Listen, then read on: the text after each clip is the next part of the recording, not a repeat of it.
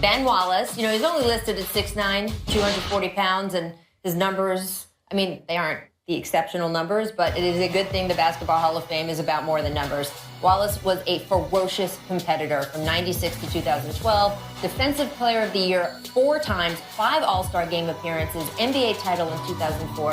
Kareem, when you've got a guy like this who doesn't have maybe the stats, but you know what kind of player he was in those Defensive Player of the Year awards. We're talking about blue collar here, all right? This is a blue collar guy. He goes out there and works in the trenches. Not very pretty, not a whole lot of flashy stats, but you end up winning games with guys like that. I played with a couple guys like that. Yes, you did. A guy named Cupjack and a guy named Rambus. You know, they make things happen and usually have a lot of nights where they got bruises, but their teams win. Well, if he gets in, he will have earned it for sure. Tom, what do you make of Ben's chances here? I mean, 4-time Defensive Player of the Year. Look at this blind resume here. Player number 1 versus player number 2. Looks pretty comparable. Absolutely, right? But in fact, actually, the guy on the left, he's the one who's got the title. We count that. Yeah. Actually, I would say player 1 has a better resume, yeah. right? Right, Kareem? What do you think? Well, yeah, absolutely. Well, guess what? The other player, too, that's Dikembe Mutombo in the Hall of Fame already. Ben Wallace stacks up very nicely against him, also with Dennis Rodman. This is, I think, Ben Wallace, in terms of defensively, one of the best guys of this era. And I think in terms of what he did to Shaq in the 2004 final, if you look at those highlights, it's crazy the stuff that he was doing against Shaq, who was twice the size of him. Well, it'll be interesting to see how much the voters value that kind of stuff versus some of the other stuff that we talked about. And keep in mind the story of Ben Wallace, undrafted, coming into the NBA to have that career. Most games played by an undrafted player in NBA history. What a story for Ben Wallace. Got to count for something. All right, from big man to the smallest of the small, but in height only. 5'3", his frame made you gasp when you first saw him, but come on, Muggsy Bogues could finish, right? Pass, layup, it wasn't hard to tell that he belonged in the NBA. He didn't just play, he ran the point for several teams during his career. Most of them coming in Charlotte, where he played for 10 seasons. That was where we saw most of these highlights. But Tom, how strong a case can you make for Muggsy? Now, I'm biased because I went to Wake Forest as well. Yeah. I'm going to just say that. This is a Carolina blue tie. You're going to have to stop talking. We'll go to Kareem now. I'm going to show you a graphic here, which is amazing. There is one player in NBA history who is 5'3". That's Muggsy Bogues, and it's just amazing. Not just that he got to the NBA, but look at that. That's a plot of players in the NBA with a long career, as many games as Muggsy Bogues played, 889 games. And look at the height. That bar on the left side there is the height of basketball players who played as many games as Muggsy Bogues did. And there he is, way down below.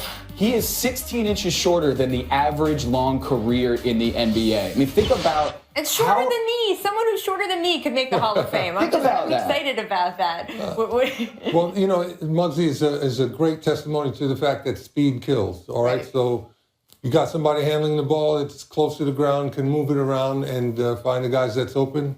That's a skill that generates to wins on the basketball court, even though his height wouldn't make you think that that was possible. There he is.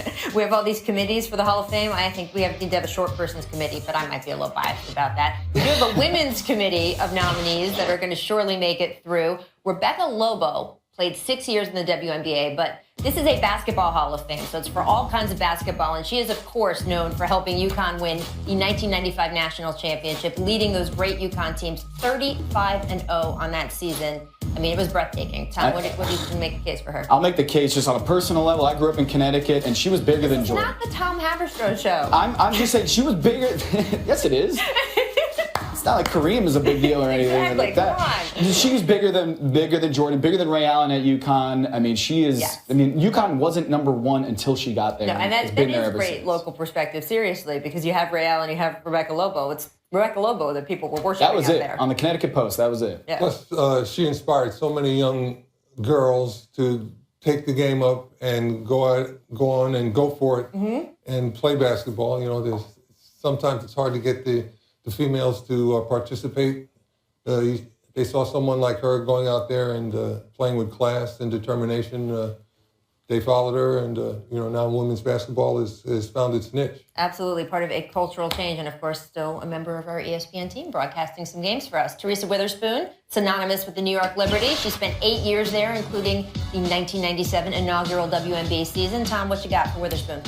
Can we just show the shot that she had? I mean, one of the most iconic shots in not just NBA or WNBA. One of the most iconic shots there in the finals, where she hit a half-court shot to send it into extend the game. I mean, I don't know. I don't watch too much about WNBA. I just know that shot is one of the most amazing things I've ever seen. Everyone thought it was over. Of everyone on the court. That's what's so amazing. The confetti was coming down.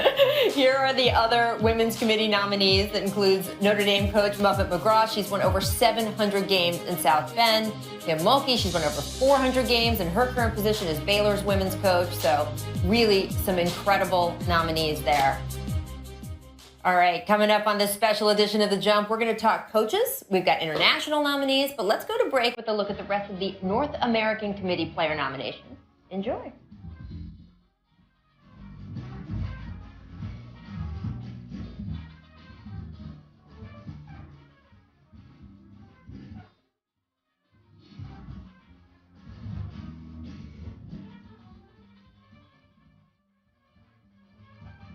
The Jump is presented by Dewar's, the world's most awarded blended Scotch whiskey.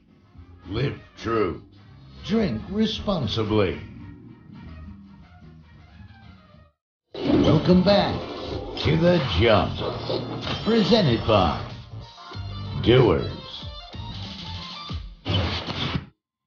Welcome back to The Jump. We are unveiling the nominations for the 2017 Hall of Fame class, and let's turn our attention to the North American coaches that have been nominated. Here is the list here.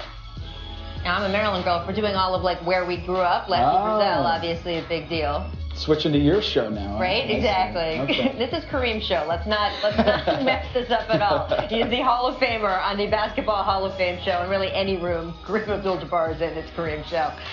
We want to talk about a few of these guys. Let's discuss Coach Rudy Tomjanovich, who, of course, led the Rockets to back-to-back titles in the mid-'90s. He was also a 5-time All-Star as a player.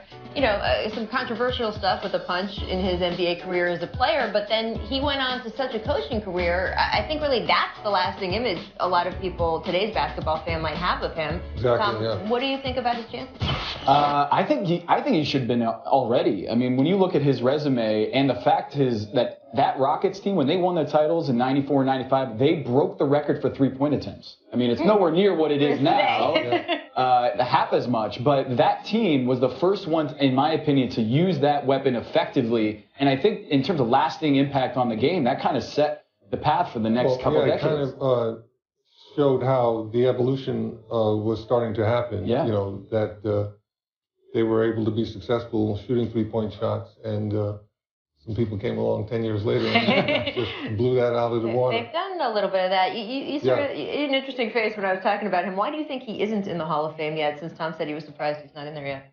I don't know. He didn't coach for a very long time, but winning two back-to-back, that's a tough thing to do. That was a very tough era, and his teams, they were consistent. I think, he should have a good chance of making it. A 5-time All-Star as a player, then you combine the fact that he was a 2-time NBA champion as a coach, the all-time winningest coach for the Houston Rockets franchise. So when you put the playing career and the actual coaching career, I'm just so surprised he's not already in there. So I think when you put his playing and his coaching, I mean, he's got a great resume. Yeah, he did really good job as a player, consistent with the jump shot, got some rebounds, played some defense. He had a good all-around game and was a contributor, both ends of the court. Played some defense. Yeah, some defense. I want to turn our attention to the International Committee nominations. Here they are. Take a look here. We're going to, Tony Kukoc obviously has a lot of rings to his resume here. And the one we want to talk about the most, though, is Vlade Divac, who hails from Serbia, of course, played 16 seasons in the NBA. Now, of course, that's a very different position in the game over there in Sacramento. But Kareem, what did you most like about Vladdy as a player? Well, I thought that Vladdy brought the European game to the NBA, in being a center who was going to play a whole lot of different spots on the court, at the free throw line, top of the key. Sometimes he did some post-up work, but he was all over the place, more in the European style. I thought that really kind of opened that up for them to come and continue to contribute.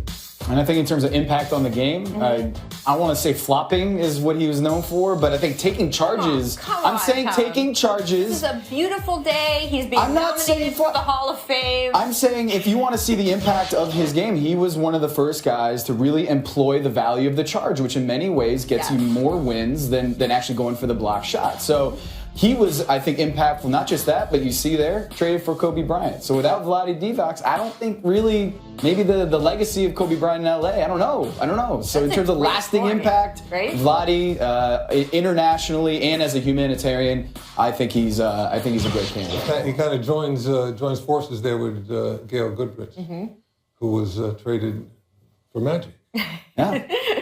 The Lakers franchise would never be the same. It is fascinating, all these little tributaries in the game. And you bring up the point about him being a European player in an era where there was so much skepticism still, and how you had to fit in with your teammates and fit in and get credit for what you were able to do. So I think that falls into the category. Guys, we're talking about they're not tough. Yeah. I mean, C. Webb as a passer with him and Vlade together. One of the best passing duos in the front court. Be interesting if they got to go in together. All right, we got to take another quick break first, but here are the Early African American Pioneers Committee nominations. Take a look at these.